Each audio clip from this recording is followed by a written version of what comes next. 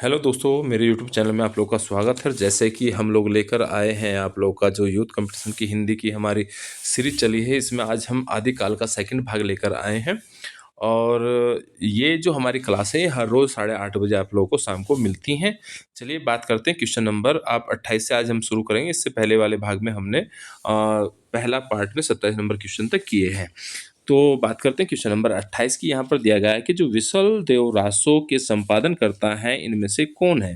आप लोग को विसल देव रासो के संपादन करता बताए हैं और चार ऑप्शन हम इसलिए पढ़ते हैं क्योंकि जैसे कि आप लोग रिवीजन कर रहे हैं जो लोग, तो उन्हें अपना रिवीजन में यानी कि सही आंसर बताने में उनसे पता लग जाता है कि आंसर हमारा सही है गलत है।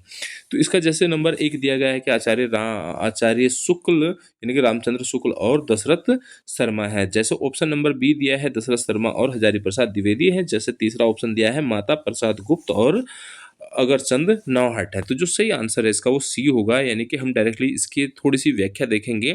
तो यहाँ पर आप लोगों को दिया गया है कि विसल देव रासो के जो संपादन करता है वो कौन था। सी ऑप्शन इसका सही है, माता प्रसाद गुप्त और अगरचंद नौहट है। तो यहाँ पर आप लोगों को इसके बारे में दिया गया है कि जो विसल देव रासो है आप लोगों के जो विक्रमी संवत है 14वीं विक्रमी संवत के में इसकी रचना हुई थी। और ये 4 खंडों में आप लोगों की विभाजित है, ये भी आप लोगों को ध्यान रखना है क्योंकि 4 खंडों का ये रहता है कि कौन से खंड में आप लोगों को क्या दिया है। तो इसकी हम थोड़ी सी व्याख्या और देखेंगे। तो यहाँ पर आप लोगों को दिया गया है कि जो पहला खंड है उसमें मालवा नरेश भोजराज की पुत्री राजमती के सभागार का वर्णन है और इसमें जो राजा है, राजा का नाम कौन है, विसल देव है। क्योंकि जो विसल देव आप लोगों को वहाँ लिखा गया है विसल देव रासो, तो वहाँ पर राजा का नाम दिया गया है कि विसल देव रासो और रानी का नाम याद रखना है कि राजमती है। तो जो इसके 4 खंड है तो उसमें आप लोगों का विवाह के विग्रह यानी कि विग्रह राज कहते हैं विसल देव रासो को, विसल देव को के विवाह का वर्णन यहाँ पर किया गया है। यानी कि पहले भाग में विवाह होगा, दूसरे में लड़ाई होगी, तीसरे में वो रूठ के घर चली जाएगी, सॉरी दूसरे में ही विवाह करने के बाद रूठ कर वो उड़ीसा चली जाएगी। उसके बाद तीसरा जो खंड होगा उसमें राजमती के विरह का वर्णन दिया गया है और जो चौथा भाग होगा उसमें ये वापस आ जाएगी। ठीक है, तो डायरेक्टली हम ये कहते हैं कि पहले में शादी है, दूसरे में रूठ कर घर चले जाना है और तीसरे में फिर है विरह का वर्णन है और चौथे में क्या है, वापस लौट के आ जाना है। तो ये हमारा क्या होता है, ये इसके 4 खंड आप लोगों के हैं विसल देव रासो के। बात करते हैं क्वेश्चन नंबर 29 की। तो क्वेश्चन नंबर आपका 29 जो दिया गया है यहाँ पर कहा गया है आदिकालीन हिंदी कवि अमीर खुसरो के विषय में कौन सा तथ्य सही नहीं है। यहाँ पर सही नहीं पूछा गया है।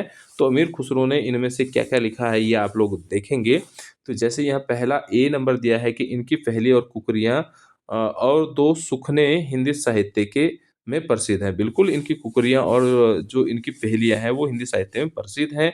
ये बिल्कुल ठीक है। और इनकी रचना खड़ी बोली काव्य भाषा बनने का प्रयास कर रही थी। बिल्कुल ये भी बात सही है। उन्होंने जनजीवन के साथ घुल मिलकर काव्य रचना की है। ये भी बिल्कुल सही है। तो इसका मतलब ये है कि जो डी ऑप्शन है ये आप लोगों का क्या रहेगा, गलत होगा और इस क्वेश्चन का सही आंसर होगा क्योंकि यहाँ पर आप लोगों से गलत ही पूछा गया है। इनका लक्ष्य जनता के धर्म उपदेश देना मात्र था। ये ऑप्शन आप लोगों का क्या है, गलत है। चलिए बात करते हैं, थोड़ी सी इसकी व्याख्या देख लेते हैं। तो जैसे कि यहाँ पर आप लोगों को इसकी व्याख्या में दिया गया है कि सबसे पहले तो आप लोगों को अमीर खुसरो का पता होना चाहिए क्योंकि अमीर खुसरो को तोताए हिंद भी कहा जाता है। क्योंकि यहाँ पे आप लोगों से उपनाम भी पूछता है या हम कह सकते हैं हिंद का तोता भी कहते हैं। इन्हें सितार का आविष्कार करने का श्रेय जाता है। यानी कि तोता हिंद और आप लोगों का हिंद का तोता और आप लोगों का सितार का आविष्कार करने का श्रेय किसे जाता है, आप लोगों का अमीर खुसरो को। फिर यहाँ अगर हम इनके जन्म की बात करते हैं तो 1253 में इनका जन्म हुआ था, जो अभी आधुनिक एटा मैनपुरी जो आप लोग का उत्तर प्रदेश में पड़ता है और उसके आप लोगों का पटियाली गाँव में हुआ था। ठीक है। इसके बाद चलते हैं आप लोग की इनकी जो प्रमुख रचनाएँ थी, तो उसमें देखो यहाँ पर जैसे आप लोग देख पा रहे हैं कि पहेलियाँ हैं, मुकरियाँ हैं और 2 सुखने हैं और उसके बाद गज़ल आदि हैं। बात करते हैं क्वेश्चन नंबर 30 की। तो क्वेश्चन नंबर 30 में आप लोग को दिया गया है कि आचार्य रामचंद्र शुक्ल के अनुसार किस रचना के आधार पर विद्यापति मैथिली कोकिला कहे जाते हैं। यानी कि विद्यापति ने ऐसी कौन-सी रचना लिखी थी जिसके आधार पर उन्हें क्या कहा जाता है, मैथिल कोकिला कहा जाता है। तो जो इसका सही आंसर होगा वो देखते हैं, पहले 4 ऑप्शनों को देखते हैं। जैसे पदावली है, जैसे कीर्तिलता है, जैसे पत्यका है, जैसे आप लोगों का लिखनावली है। तो यहाँ पर जो सही आंसर होगा वो क्या होगा, ए होगा, यानी कि पदावली। पदावली के कारण इन्हें क्या कहा जाता था, आप लोगों का विद्यापति को मैथिल कोकिला कहा जाता था, क्योंकि यहाँ पर आप लोगों को मैथिल कोकिला पूछा गया है।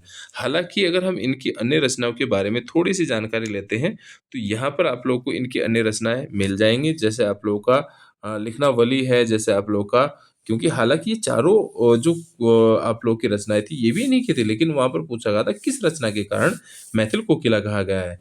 तो इनकी अन्य रचना क्या है? लिखनावली है, जैसे पुरुष परीक्षा है, जैसे दान काव्यवली है, जैसे गया आप लोगों का पतलक है, जैसे आप लोगों का वर्ण्यकृत है, पतलक वर्ण्यकृत है, और जैसे आप लोगों का दुर्गा भक्त तरंगिणी है, जैसे आप लोगों का काव्य सॉरी गंगा काव्यवली है।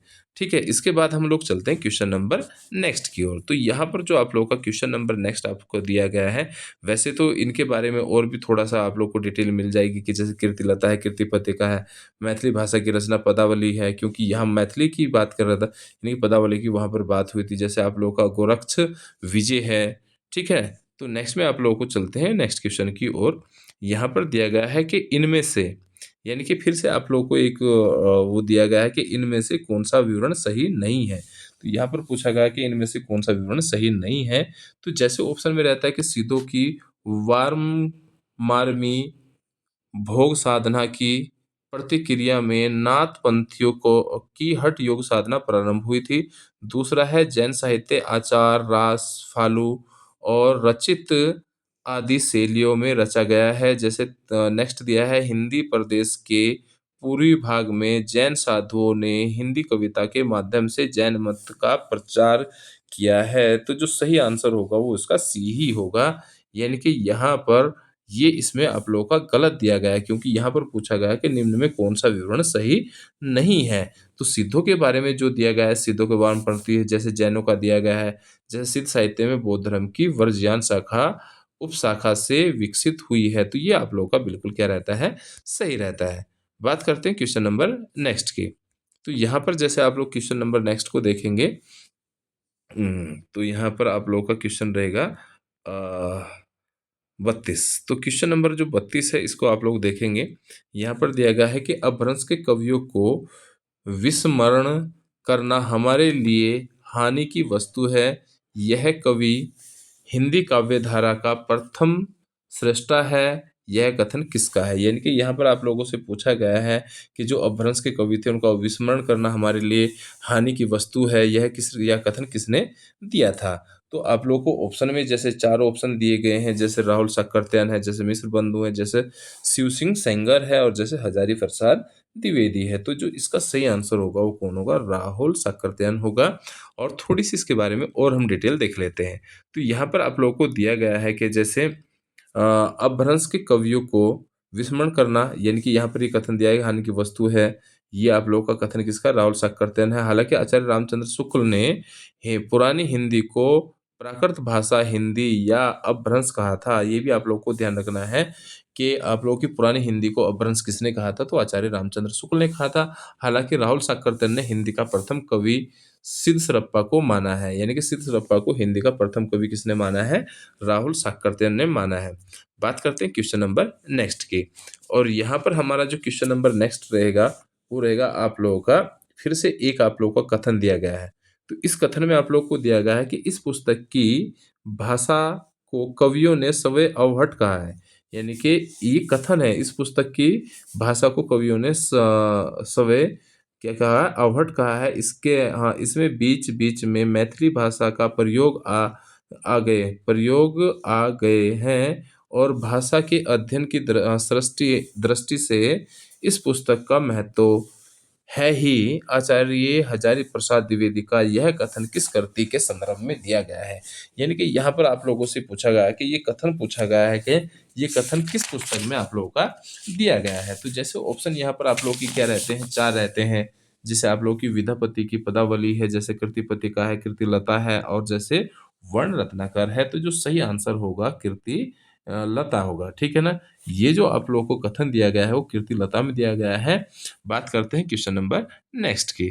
तो यहाँ पर क्वेश्चन नंबर नेक्स्ट आप लोगों को दिया गया है, हालाँकि इसमें थोड़ा-सा हजारी प्रसाद द्विवेदी के बारे में भी लिखा गया है। क्योंकि अगर हम ये देखते हैं कि जो अन्य रचनाएँ हैं, जैसे आप लोगों का क्या है, कीर्तिलता है विद्यापति की, ये ऐतिहासिक रचना है। यानी कीर्तिलता जो रचना है वो कैसी है? ऐतिहासिक रचना है। और कीर्तिलता को विद्यापति ने कहानी कहा है। यानी कि ये भी ध्यान रखना है कि कीर्तिलता को विद्यापति ने क्या कहा है?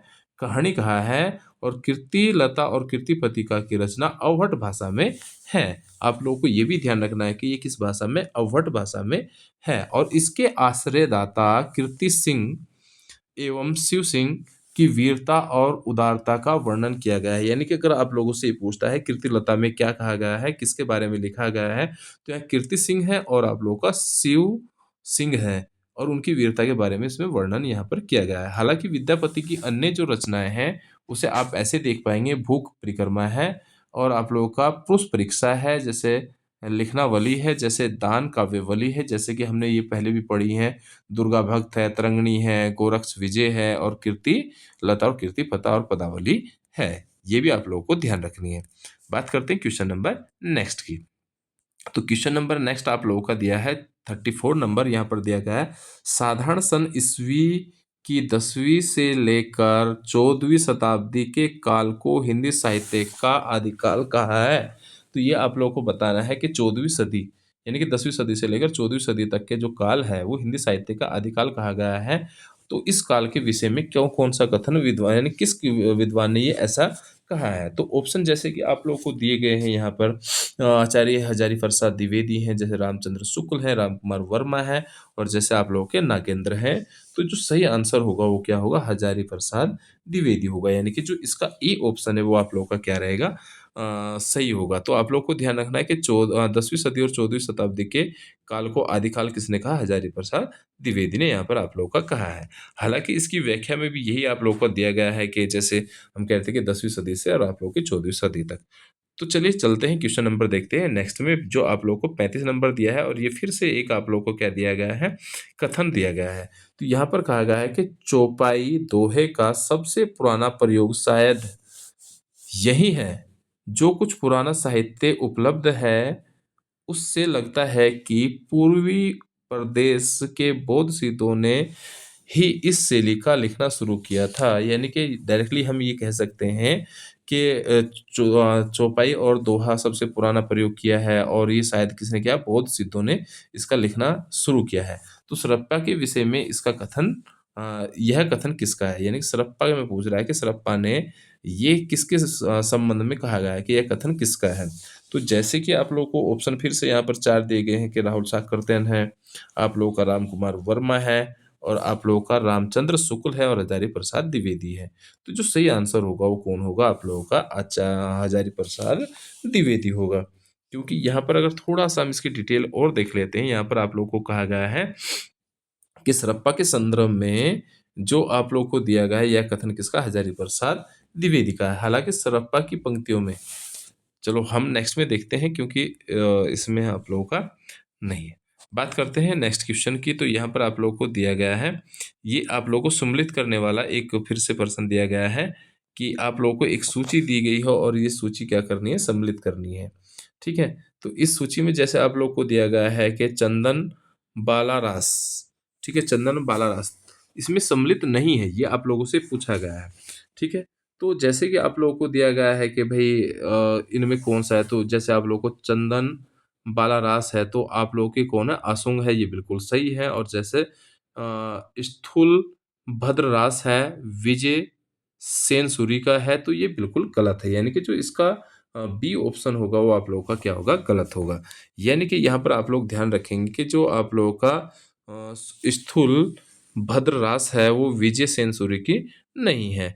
क्योंकि इसके बारे में थोड़ा-सा हम डिटेल देख लेते हैं। यहाँ पर आप लोगों को दिया गया है कि ये कवि दिए गए हैं, इनकी रचना दी गई है और इनका काल दिया गया है कि कौन-सी रचना किस काल में आप लोगों की लिखी गई है। तो यहाँ जैसे आसुम का दिया है, तो यहाँ चंदन बाला रास दिया गया है। जैसे आप लोगों का जिन धर्म सूरी दिया गया है, तो सूली भद्र रास दिया गया है। हालाँकि वहाँ पर ऑप्शन ये आप लोगों का था, लेकिन उसका राइटर यहाँ सम्मिलित नहीं था। जैसे विजय सेन सूरी दिया है, तो रेवंत गिरिरास दिया गया है। जैसे दामोदर पंडित है, तो उक्ति व्यक्ति प्रकरण दिया गया है। जैसे ज्योतिर्श्वर ठाकुर दिया गया है, तो वर्ण रत्नाकर दिया गया है। तो ये आप लोगों को ये भी ध्यान रखना है कि अन्य जो ग्रंथ हैं उनके भी आप लोगों को याद रखने हैं। क्योंकि पेपर में क्या होता है कि ज़रूरी नहीं कि एक जैसा आए, लेकिन उसके जैसा आ सकता है वो क्वेश्चन आप लोगों का दोबारा से आने की संभावना कम हो जाती है। जैसे यहाँ पर दिया है 37 नंबर में आप लोगों का कुल यमला कुवल यमला कथा के लेखक कौन है? कुवल यमला कथा के लेखक कौन है? तो जैसे यहाँ पर आप लोग को दिया गया है, सोमप्रभ सूरी है, जैसे उद्योतन सूरी है, जैसे धर्म सूरी है, जैसे आप लोगों का मुनि जिन विजय है। तो जैसे आप लोग ये देख पा रहे हो कि जो सही आंसर है वो कौन है? उद्योतन सूरी है। तो उद्योतन सूरी का कौन है? कवल यमाला गाथा है किसकी? आप लोगों का उद्योतन सूरी की है। बात करते हैं क्वेश्चन नंबर नेक्स्ट की। तो देखो यहाँ पर भी इसके जो रचना है उसके बारे में यहाँ पर दिया गया है, लेकिन हम लोग देखेंगे नेक्स्ट क्वेश्चन को। तो यहाँ पर आप लोग को दिया गया है कि पुष्प या पुंड को हिंदी का प्रथम कवि किस आलोचक ने माना है? पुष्य या पुंड को पुष्य या पुंड को हिंदी का प्रथम कवि किस आलोचक ने माना है? तो जैसे कि आप लोगों के ऑप्शन यहाँ पर दिए गए हैं कि राहुल साक्करतैन है, जैसे आप लोगों का दशरथ ओझा है, जैसे आप लोगों का रामविलास शर्मा है, जैसे आप लोगों का शिव सिंह सेंगर है। तो जो सही आंसर होगा वो कौन होगा? आप लोगों का शिव सिंह सेंगर होगा। ठीक है, तो ये आप लोगों का कौन सा क्वेश्चन नंबर 38। उसके बाद आते हैं क्वेश्चन नंबर आप लोगों के 39 पर। हालांकि इनके बारे में थोड़ी सी यहाँ पर जानकारी हम एक बार देख लेते हैं। तो यहाँ पर कहा गया है कि पुष्य या पुंड को हिंदी साहित्य का प्रथम कवि शिव सिंह सेंगर को ने माना है। वहीं राहुल सक्करतन ने 7वीं शताब्दी के कवि सरप्पा को दोहा कोश तथा डॉक्टर गणपति चंद्र गुप्त ने शालिभद्र सूरी को हिंदी का प्रथम कवि माना है। देखो, शालिभद्र सूरी ने हिंदी का प्रथम कवि किसे माना है? आप लोगों का सूर्य गणपति चंद्र ने शालिभद्र को माना है। और जैसे कि हम बात कर रहे थे, राहुल साक्करतन ने किसे माना था? आप लोगों का सरप्पा को माना था। बात करते हैं, कुमार वर्मा ने स्वयंभू को हिंदी का प्रथम कवि माना है और आचार्य रामचंद्र शुक्ल ने राजा मंजू को हिंदी साहित्य का आरंभ माना है। तो राजा मंजू के समय से आप लोगों का हिंदी का किसने माना? आचार्य रामचंद्र शुक्ल ने। राम कुमार वर्मा स्वयंभू को कहते हैं। और आप लोगों का मिश्र बंधु गोरखनाथ को हिंदी का प्रथम गोद लेखक भी कहते हैं, गद्य लेखक मानते हैं। बात करते हैं क्वेश्चन नंबर 39 की। तो यहाँ पर दिया है, रत्नाकर जोपम कथा पुस्तक का संबंध किससे है? यानी कि जो आप लोग का रत्नाकर जोपम पुस्तक दी गई है, इसका जो संबंध है वो किससे है? तो ऑप्शन आप लोग को 4 दिए हैं, जैसे महायानी सिद्ध हैं, जैसे ब्रजयानी सिद्ध हैं, जैसे नाथ हैं, जैसे जैन हैं। तो जो सही आंसर होगा इसका वो कौन होगा? ब्रजयानी सिद्ध होगा। ठीक है, बात करते हैं इसकी क्वेश्चन थोड़ी सी व्याख्या देख लेते हैं। तो यहाँ पर आप लोगों को दिया गया है कि जो आप लोगों का रत्नाकर जोपम कथा का संबंध व्रजयानी सिद्धों से है और बौद्ध धर्म के 2 संप्रदायों में बांटा जाता है। एक हीनयान शाखा है और दूसरी कौन है? आप लोगों की महायान शाखा है। तो यहाँ पर 2 शाखा इनकी होती है और हीनयान शाखा को ही ब्रजयान शाखा का नाम भी दिया जाता है। यानी कि हीनयान को ब्रजयान कहा जाता है। ये आप लोगों को ध्यान रखना है। ठीक है, बात करते हैं क्वेश्चन नंबर नेक्स्ट की। तो क्वेश्चन नंबर नेक्स्ट अगर हम लोग देखेंगे कि जैसे यहाँ पर आप लोगों को दिया है कि जोहाल मिस्की मुकुन तगाफुल दुराए नैना बयान बनाए बतियां। यह जो पंक्ति है ये किसकी है? यानी कि जो यहाँ पर लिखा है, जे हाल मिस्की मुकुन तगाफुल दुराए नैना, ठीक है ना, और उसके बाद क्या है? बनाए बतियां। तो ये पूछा गया है कि ये जो पंक्ति है ये किसकी है? ऑप्शन आप लोग को दिए गए हैं, अमीर खुसरो है, कबीरदास है, रज्जब है और मलिक मोहम्मद जायसी है। तो जो सही आंसर होगा इसका ए होगा। कौन? आप लोगों का अमीर खुसरो। बात करते हैं इसकी थोड़ी सी डिटेल अगर हम लोग देखेंगे तो यहाँ पर दिया गया है कि जो अमीर खुसरो खुसरो की प्रसिद्ध रचना मुकरिया है। यानी कि यहाँ से ये भी पूछा जाता है, अमीर खुसरो की जो प्रसिद्ध रचना है वो कौन है? मुकरिया है। ये आप लोग को ध्यान रखना है। और जैसे इनके बारे में हमने पहले ही पढ़ लिया है कि तोता हिंद या हिंद का तोता भी कहा जाता है। और इनकी प्रमुख रचना में कौन है? खलिक बारी है, पहेलियाँ है, मुकरिया है। ये भी हमने इससे पहले आप लोगों का पढ़ लिया था। हालांकि यहाँ पर कुछ पंक्तियाँ दी गई हैं, जैसे कबीरदास की पंक्ति दी गई है, जब मैं था तब हरि नहीं, और अब मैं हूँ मैं, तब मैं था तब हरि नहीं, अब हरि है मैं नहीं।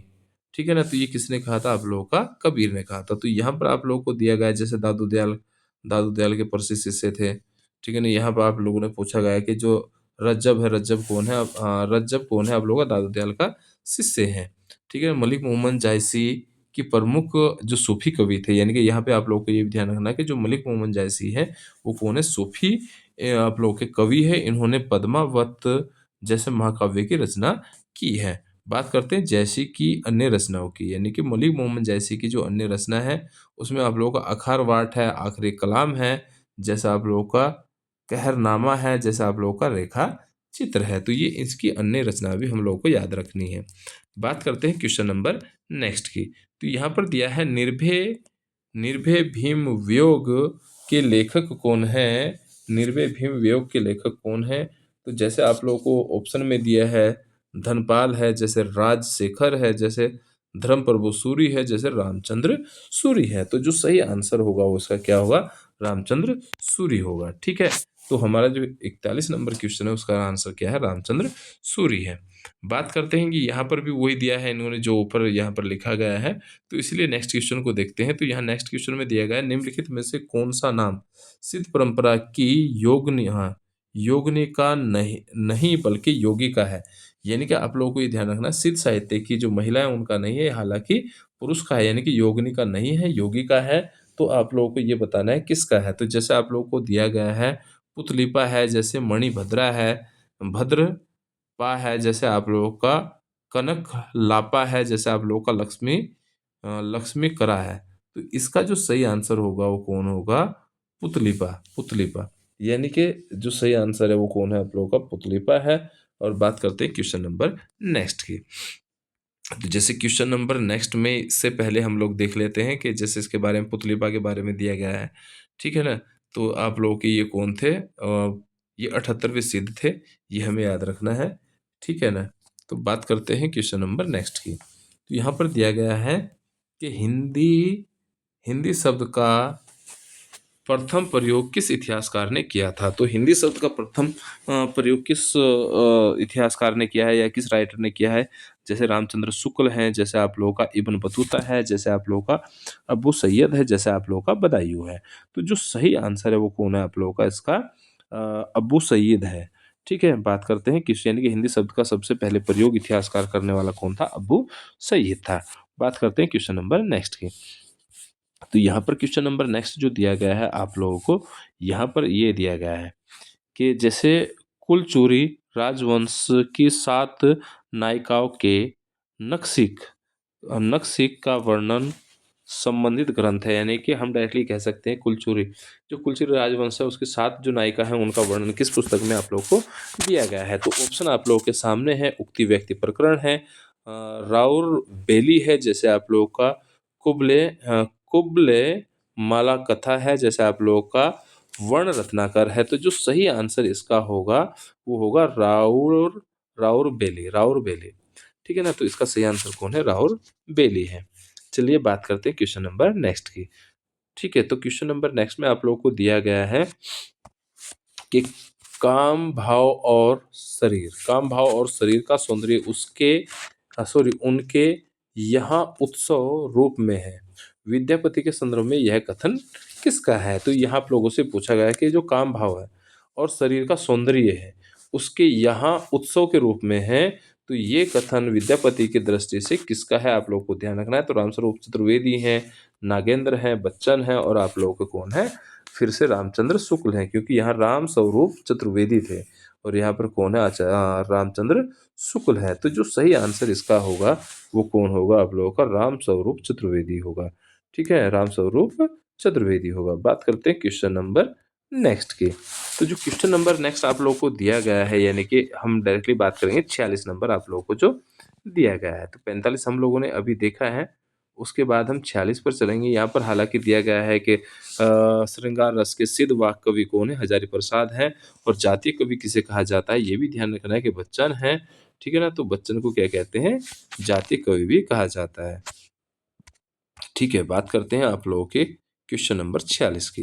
तो यहाँ पर आप लोगों को दिया गया है कि अपभ्रंश में दोहा काव्य की परंपरा का आरंभ किस कवि ने किया है। यानी कि अपभ्रंश में दोहा काव्य परंपरा का शुरुआत करने वाले कौन है। तो ऑप्शन में यहाँ जैसे हेमचंद्र है, जैसे आप लोगों का जो हिंदू है जैसे आप लोगों का धनपाल है, जैसे आप लोगों का सोमनाथ है। तो जो सही आंसर होगा वो कौन होगा आप लोगों का? जो हिंदू होगा। ठीक है ना? बात करते हैं क्वेश्चन नंबर नेक्स्ट की। तो क्वेश्चन नंबर नेक्स्ट अगर हम लोग देखेंगे तो यहाँ पर आप लोगों को फिर से जैसे कि क्वेश्चन नंबर 47 आप लोगों को दिया गया है, और इसे हम लोग थोड़ा सा बड़ा करते हैं जिससे आप लोगों को ऑप्शन यहाँ पर ना दिखे। तो यहाँ पर दिया है निम्नलिखित में से किस काव्य धारा में सहज भोग मार्ग से जीव को महासुख की ओर उन्मुख किया गया है? यानी कि आप लोगों से ये पूछा गया है कि किस काव्य में सहज भोग मार्ग से जीव को महामुख महासुख महासुख और उन्मुख किया गया है। तो आप लोग को ये बताना है कि ये किस काव्य धारा से जुड़ा है। तो जैसे आप लोग को दिया है सिद्ध साहित्य है, जैन साहित्य है, जैसे आप लोगों का नाथ साहित्य है, जैसे आप लोगों का लौकिक साहित्य है। तो यहाँ पर ये ध्यान रखना है कि सिद्ध साहित्य और सिद्धों की संख्या कितनी होती है? 84 है। तो यहाँ पर ये भी आप लोगों को ध्यान रखना है। बात करते हैं क्वेश्चन नंबर नेक्स्ट की। तो क्वेश्चन नंबर नेक्स्ट अगर हम लोग देखेंगे, क्योंकि वैसे तो इसकी जो विशेषता है, सिद्ध साहित्य की विशेषताओं के बारे में थोड़ा सा देख लेते हैं। जीवन की सहजता और स्वाभाविकता में दृढ़ विश्वास रखते हैं, गुरु महिमा का प्रतिपादन करते हैं, और आप लोगों का ब्राह्मणों और पाखंडों की कूट आलोचना करते हैं, रहस्यात्मक अनुभूति करते हैं, जनभाषा का प्रयोग करते हैं। ये आप लोगों का दिया गया है। तो बात करते हैं क्वेश्चन नंबर 48 की। तो क्वेश्चन नंबर 48 में एक कथन दिया गया है, मतलब यहाँ पर आप लोग को जो दिया गया है उसे सम्मिलित करना है, या इसमें से कौन सा सत्य है। तो रामचंद्र शुक्ल के अनुसार चंद्रप्रदायी है। तो यहाँ आप लोगों से पूछा गया है कि रामचंद्र शुक्ल के अनुसार चंद्रप्रदायी क्या है। तो यहाँ पर जैसे आप लोग याद रखेंगे, यहाँ पर दिया गया है केवल कविता कवित्य के रचयिता है, हिंदी के प्रथम महाकवि हैं, और आप लोगों का केवल दूल्हा और तोमर के रचयिता है, व्याकरण में परंपरागत हैं। तो जो सही आंसर होगा इसका, यानी कि हिंदी के प्रथम महाकवि तो हैं, उसके साथ में कौन है? व्याकरण में पारंगत भी हैं। तो इसका मतलब है 2 और 4 इसका सही होगा। तो आंसर आप लोगों का इसका क्या होगा? डी होगा। बात करते हैं क्वेश्चन नंबर नेक्स्ट की। यहाँ फिर से एक सुमेलित आप लोगों को करने को दिया गया है। तो जैसे आप लोग क्वेश्चन नंबर 49 को देखेंगे, यहाँ पर दिया है जन्म काल के अनुसार निम्नलिखित कवियों का सही क्रम लिखें। यानी कि किसका जन्म पहले हुआ है, किसका बाद में हुआ है, ये आप लोगों को लिखना है। तो यहाँ पर आप लोग ध्यान रखेंगे कि सबसे पहले अगर हम देखते हैं तो सबसे पहले शंभू आते हैं, क्योंकि हम जैसे ये कहते हैं कि अपभ्रंश का इन्हें वाल्मीकि भी कहा जाता है। तो सबसे पहले कौन है? शंभू है। तो अगर हम ऐसा देख पा रहे होंगे तो 2 पहले ही, केवल बी ऑप्शन में 2 सबसे पहले है। तो आप ऐसे करके भी लगा सकते हैं, क्योंकि 2 के बाद यहाँ शंभू सबसे पहले आएंगे, लुइपा उसके बाद आएंगे, और पुष्य दत्त उसके बाद आएंगे, और हेमचंद्र सबसे बाद में आएंगे। ठीक है, बात करते हैं क्वेश्चन नंबर नेक्स्ट की। तो यहाँ पर आप लोगों को जो क्वेश्चन नंबर नेक्स्ट दिया गया है, तो उसमें हम लोग देखेंगे कि जैसे यहाँ पर एक फिर से 50 नंबर क्वेश्चन में ये दिया गया है, ये इसमें भी क्वेश्चन अलग से छांट के बताना है। इसमें कहा है अमीर खुसरो के बारे में कौन सा कथन सत्य है। तो अमीर खुसरो, इनका जन्म क्या है? पटियाला में हुआ था। तो ये आप लोगों से पूछा गया है कि इनके बारे में क्या आप लोगों का सही है और क्या आप लोगों का सही नहीं है। तो आप लोगों को सही का पता होगा। तो इनका जन्म कहाँ पर हुआ था? पटियाला में हुआ था। ये तो आप लोग ये कह सकते हैं कि ये बिल्कुल गलत है, ये सही नहीं है। और दूसरा है ये निजामुद्दीन औलिया के शिष्य थे। ये तो हम कह सकते हैं कि निजामुद्दीन औलिया के ये शिष्य थे। उसके बाद अगर हम कहते हैं कि वे ईरान व भारत के फारसी में लिखने वाले चोटी के कवियों में से एक थे। ये भी बात बिल्कुल बात सही है। यानी कि डायरेक्टली हम लोग ये कह सकते हैं कि जो इसका सी ऑप्शन होगा वो सही होगा। 2 और 3 सही है। ठीक है ना? 2 और 3 क्या होंगे? आप लोगों के सही होंगे। बात करते हैं आप लोगों की अमीर खुसरो के बारे में हम लोगों ने पहले ही पढ़ लिया है। तो नेक्स्ट क्वेश्चन की बात करते हैं। निम्नलिखित में से कौन सा चंदन बाला रास के रचयिता हैं? चंदन बाला रास के रचयिता इनमें से कौन है? तो ऑप्शन जैसे आप लोगों को दिया गया है, जिन धर्मसूरी हैं जैसे आप लोगों का सुमिति गण है, जैसे मौनी, जिन विजय हैं जैसे आसुंग हैं। तो जो इसका सही आंसर होगा वो कौन होगा? आसुंग होगा। ठीक है, हालांकि इनके बारे में थोड़ी सी डिटेल यहाँ पर दी गई है। एक टेबल बनाकर आप लोगों को दिखाया गया है कि एक और कौन है, रचनाकार है, और दूसरी ओर कौन है, रचनाएं हैं। तो जैसे रचनाकार है तो यहाँ नेमिनाथ द्वारा क्या लिखा गया है, आप लोगों का मुनि सुमति गण दिया लिखा गया है, मुनि सुमति गण लिखा गया है।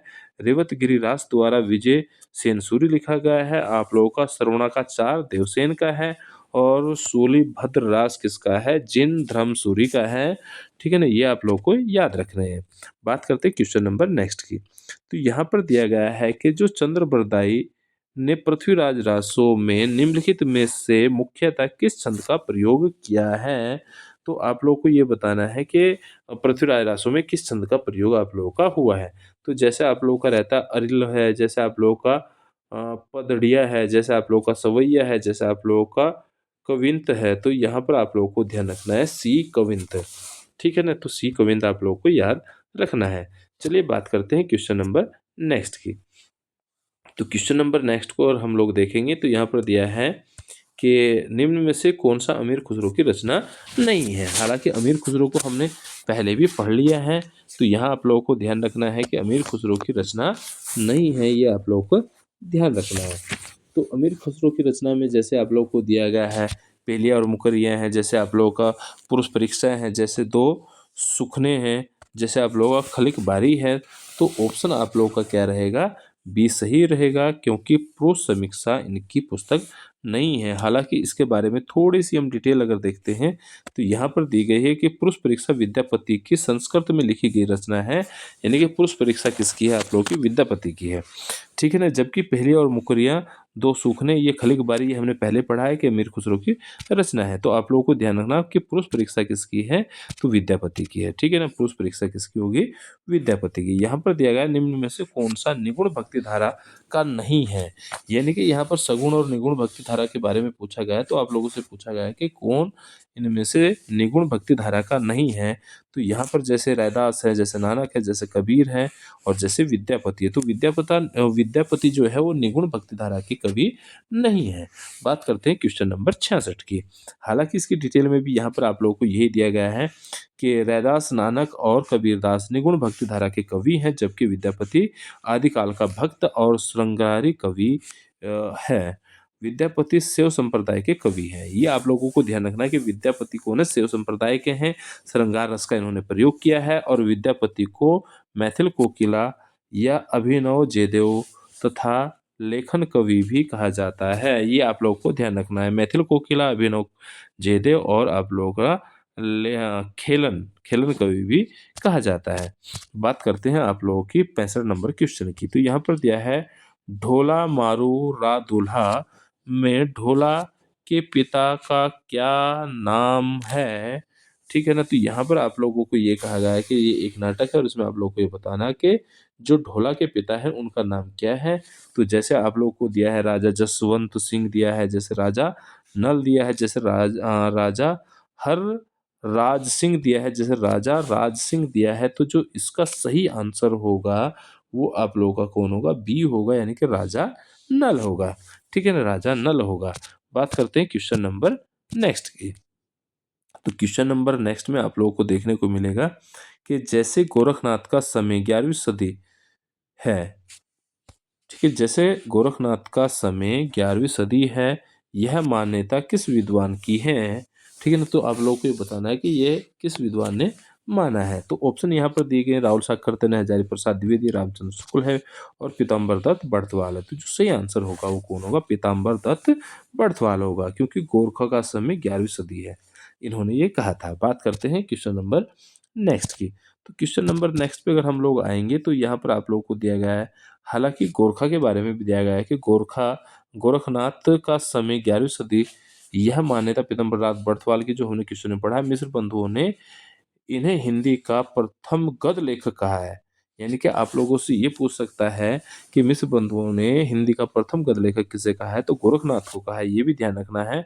और पीताम्बरनाथ बड़थवाल ने गोरख बानी का संपादन 14 ग्रंथों को प्रमाणित मानकर किया है।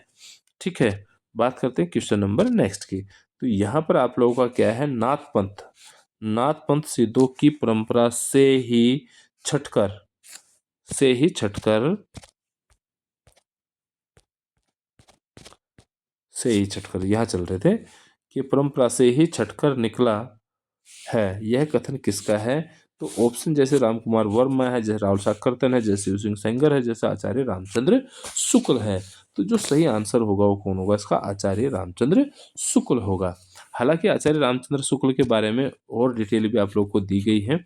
जैसे आप लोग ये बुक देख रहे होंगे तो यहाँ पर आप लोग को दिया गया है कि जो आप लोगों का नाथ पंथ सिद्धों की परंपरा से छटकर निकाला है, आचार्य रामचंद्र शुक्ल का है। यह कथन किसका? आचार्य रामचंद्र शुक्ल का है। और शुक्ल जी ने अपनी पुस्तक साहित्य इतिहास हिंदी साहित्य का इतिहास आदिकाल प्रकरण नंबर 2 में कहा है, ठीक है, जिस प्रकार सिद्धों की संख्या 84 है, 84 प्रसिद्ध है, उसी प्रकार नाथों की संख्या 9 है।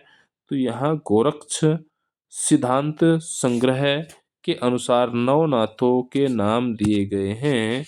और 9 नाथों में कौन है? नागार्जुन है, जड़ भारत है, जैसे हरिश्चंद्र है, जैसे सत्यनाथ है, भीमनाथ है, गोरखनाथ है, और आप लोगों का चरपट है, और आप लोगों का जलंधर, और आप लोगों का मलयार्जुन है।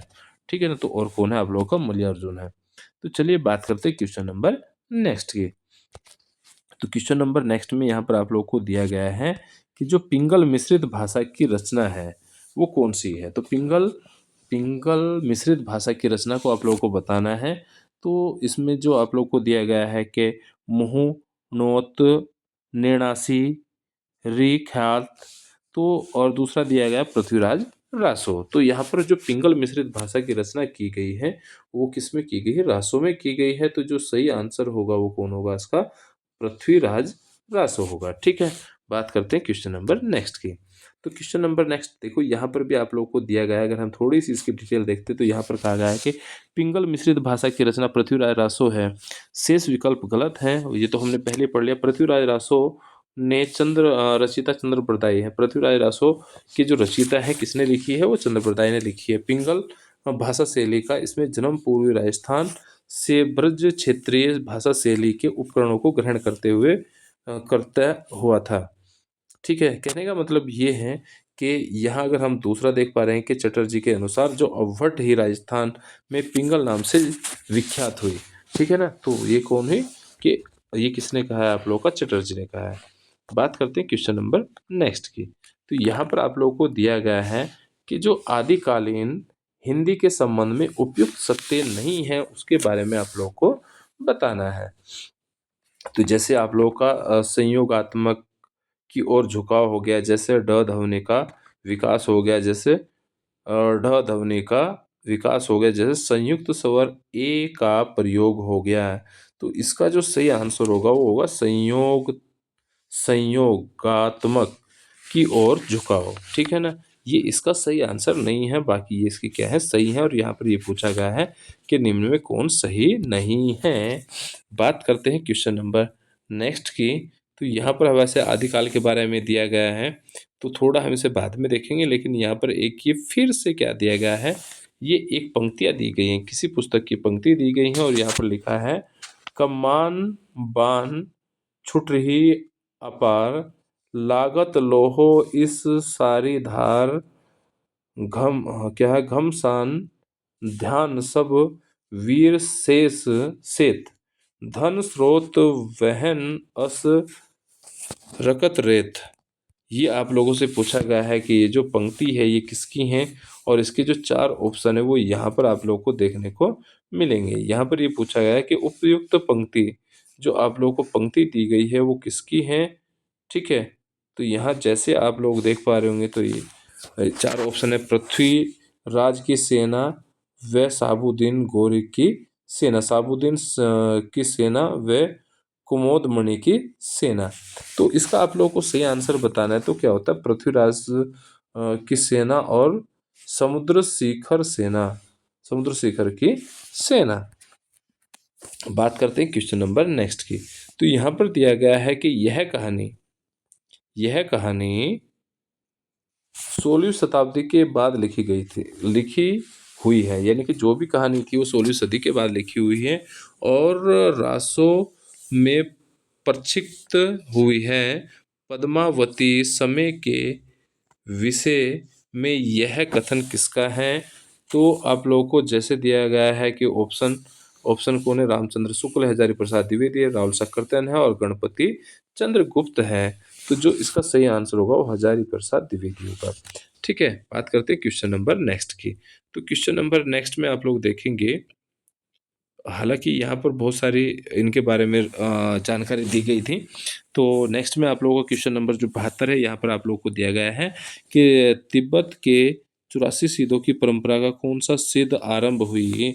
तो किस सिद्ध से आप लोगों को पूछा गया है कि सिद्धों की परंपरा किससे हुई है और तिब्बत की बात ही कर रहा है। तो यहाँ पर आप लोगों का सही आंसर कौन है? लुइपा है। ठीक है ना, लुइपा है यहाँ इसका क्या है? सही आंसर है। बात करते हैं क्वेश्चन नंबर नेक्स्ट की। और क्वेश्चन नंबर नेक्स्ट में दिया गया है 73 नंबर क्वेश्चन को। तो यहाँ पर कहा गया निम्न में से कौन आदिकाल के अंतिम चरण का प्रसिद्ध कवि है? तो आदिकाल के अंतिम चरण का पूछा गया है कि जो कवि है वो कौन है? तो यहाँ पर आप लोगों को जैसे अमीर खुसरो है, तो अमीर खुसरो इसका प्रथम कवि माना जाता है, क्योंकि अमीर खुसरो के बारे में यहाँ हमने पहले भी वैसे पढ़ लिया है और फिर से यहाँ पर थोड़ी सी डिटेल दी गई कि अमीर खुसरो आदिकाल के अंतिम चरण के प्रसिद्ध कवि थे, यानी कि इन्होंने अंतिम चरण में लिखा है। खुसरो का वास्तविक नाम अबुल हसन था। ये आप लोगों को ध्यान रखना है कि खुसरो का वास्तविक नाम कौन है? अब्दुल हसन है, हसन था। यह निजामुद्दीन औलिया के शिष्य थे। तो आप लोगों को ये भी ध्यान रखना है कि अमीर खुसरो किसके शिष्य हैं? निजामुद्दीन औलिया के हैं। और खुसरो द्वारा रचित ग्रंथों की संख्या 100 बताई गई है और उनके जो महत्वपूर्ण ग्रंथ है वो खलिक बारी है, पहलिया है, मुकरिया है और दो सुखने हैं और आप लोग का गजल है। ईश्वर चंद्र प्रसाद ने अमीर खुसरो को महाकवि तथा कवियों में राजकुमार की संज्ञा दी है। देखो ईश्वर, आप ऐसे याद रख लो कि ईश्वर ने अमीर खुसरो को राजकुमार की संज्ञा दी है और महाकवि और कवियों में राजकुमार की संज्ञा इन्होंने दी है। जबकि स्वयंभू 8वीं सदी में अपभ्रंश भाषा के महाकवि थे। उन्होंने पौम चरित्र का मतलब क्या था कि पौम चरित्र ये क्या है? आप लोगों का राम कथा पर वर्णन है और आप लोगों का रिठ नेमी चरियु है। इन्होंने अपभ्रंश का वाल्मीकि कहा जाता है। ये हमने पहले पढ़ लिया था कि स्वयंभू को अपभ्रंश का क्या कहा जाता है? वाल्मीकि कहा जाता है। और इसके साथ ही आज की हमारी क्लास संपन्न होती है। कल फिर मिलते हैं नई क्लास के साथ। ठीक है, तब तक के लिए जय हिंद।